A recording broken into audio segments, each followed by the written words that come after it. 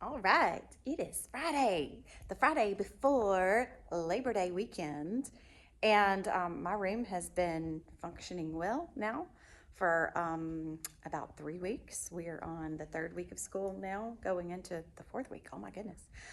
So I wanted to do a quick little room tour of my functioning music room. So I'm gonna see about flipping the camera so I can give you a little tour. All right, so here is this year's ORF ensemble setup. I've switched from just sit spots on the floor to sit spots, labeled sit spots, and Velcro this year. So the Velcro helps, we have Strings Project meet in here on Monday and Wednesday, and they have to move the instruments. So that Velcro just helps them know kind of like where I put things, and it makes it easy to know which instrument goes where. It also helps like when my instrument ensemble kiddos are moving instruments to and from the stage. So each instrument is labeled with a number and letters on the top and a color, and that corresponds to the sit spot down below. Of course, here are my stands that I made a few years back. Got stands for each one of the altos. Second grade to the cafeteria, second grade after school to the cafeteria.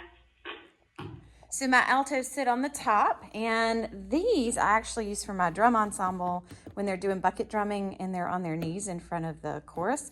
But they work great as covers, and I've noticed that since those are on my instruments, not only is the dust a little better, but also kids don't come in and try to play on them when they're lining up at the door. They're a little bit less tempted to do that. And then the sopranos are just right underneath, ready to go. So if I'm using them, I will go ahead and put them out. Otherwise, this week's lesson, I'm not using them, so they are just kind of up out of the way. And then all of my baby glockenspiels, of course, are in the nursery right here. And because those kind of eat into music land a little bit, I usually just leave them in storage there. And I have kids go get their cradle and then their mallets, and then take their glockenspiels to the correct place. And those glockenspiels are labeled on the ends, which correspond to the labels on the floor.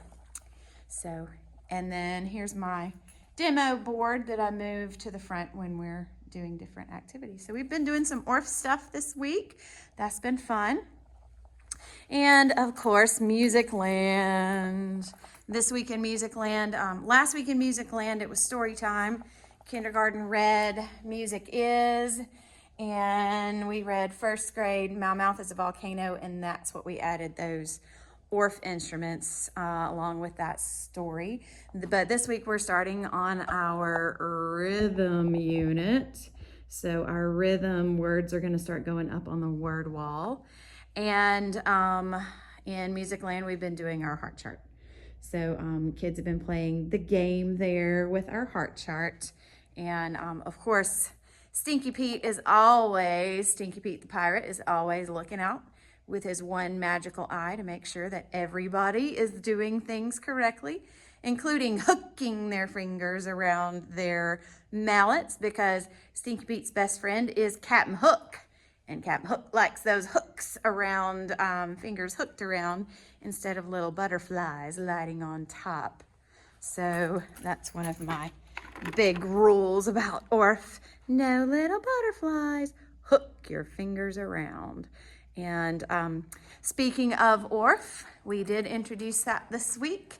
Here's my ORF banner that I refer to, and I also have all of that on my slides, but we talk about the Papa Bear basses are in red. What's a bass metallophone? What's a bass xylophone? The Mama Bears are in purple. The Sister Bears are in green. And the Baby Bears are in blue. And then our ORF rules: always walk around, never over. Using 2 hands to move the bars. Hold your mallets like bicycles. Playing in the center, and then bouncing the mallets gently. So we've been going over all of that this week. Lots and lots of fun.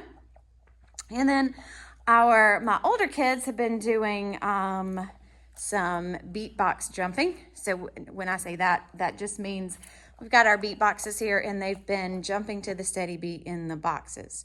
Now, the numbers have nothing to do with that.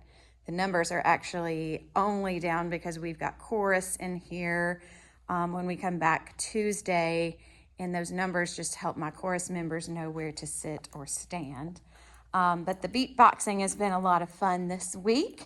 And all of this is just Velcro carpet or sit spots. And I know it looks a little crazy right now, but sit spots and Velcro on the carpet have been my lifesaver as far as helping kids and being efficient with time.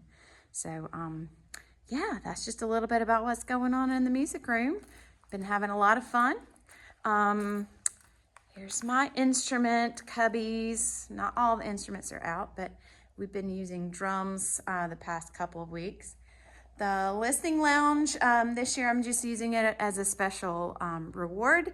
If somebody gets that when they spin for Marvelous Musician, then they get to hang out in the listening lounge during music class. And then here's my affirmation station in my classroom library. I always put out books that either we just read or getting ready to read, and then or we read in previous years having to do with that unit. And there's other things there that we might need from time to time, like if we clipboards, pencils, and that kind of thing. Here's my calm corner. It's got some activities to do if people just need a minute to step out and have time. And there's some fidget toys and things like that. So, you know, everybody has a bad day, and sometimes we just need a minute to reset and regroup. And some more words of affirmation. You can do hard things. Here are the drums that we've been using recently. Fourth grade after school to the front hallway. Fourth grade after school to the front atrium. Up at the top on this wall is our music history timeline, and I've been using that at the beginning of every class. And I just take about 5 minutes. We listen to some kind of music, and whatever composer or music time period the music is from, that's where my train is, the Music Express. The cool thing is we've also got this going on the morning news show on Monday morning. So we have Music Mondays, and this is where we learn about that composer. So kids should have already heard a little bit about the composer or whatever specific music history topic we're talking about. And when they come to music, it should already be familiar to them, and then we just dive in. We always talk about where the composer is from or where the music is from. We use our map. We relate it to, we live in the United States. We live in South Carolina. To get to where Mr. Debussy is from, we fly across the Atlantic and go straight to France. So I point that out, but it's also on the charts for them. This is how we monitor classroom behavior, 5, 4, 3, 2, 1. There's my schedule. And then my desk area. So Mrs. Lowry, rewards. That brings me to rewards. So rewards I have on my Promethean board. I have a spinner. And at the end of class or during class, if kids have been really amazingly awesome, then I have them come spin the wheel. And there's all kinds of things. 100 Quaver bucks. The claw is a favorite. They get a coin for the claw machine if they get the claw. Shakers, a ticket for the listening lounge, a high five is one of the little hands over here. There are tattoos, there are poppets, spiky balls, maracas, music stickers, and I think back in there we've got some music erasers, just all kinds of prizes. But something as simple as spinning the wheel takes it out of my control, and kids don't have to worry about, oh, well, what do I want? Decisions. And they get excited about that. So yeah, that's my prizes. Let's see. Look what we can do this week. This is where I put my I can statements, what we're working on and how I refer to those. So got that up permanently for each grade level. This is kind of my messy zone, but it hides behind Mr. Piano here, so most kids don't see that. So, but anyway, yeah, that's a quick little tour of my music classroom and kind of how it functions for me. These dots, the number dots, do not stay down. So I put them down for chorus, and then the chorus members have to bring them to me at the end of class, and that's how I take roll. So if there's a number that doesn't come to me, kids know they better not move them. But if there's a number that doesn't come to me, then I mark that student absent from chorus. So I don't have to worry about that too much. So it's not quite as crazy looking when kids come in. And then those colored dots in the circle, each student is assigned to a colored dot that they sit on when they come in. And that's great for group work. For example, with the beat jumping, we start out with everybody jumping through the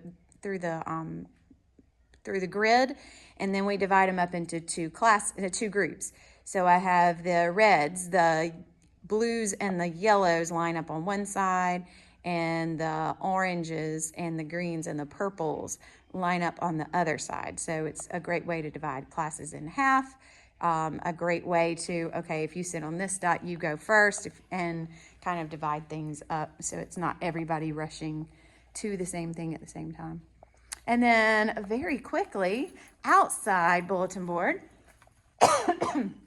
I did it this year to, oh, wait a second, we've got some after school kids going through.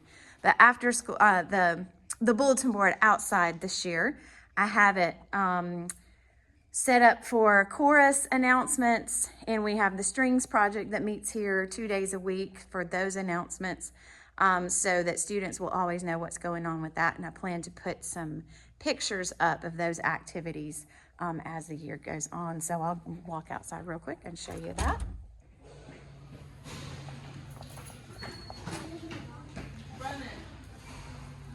So there's music.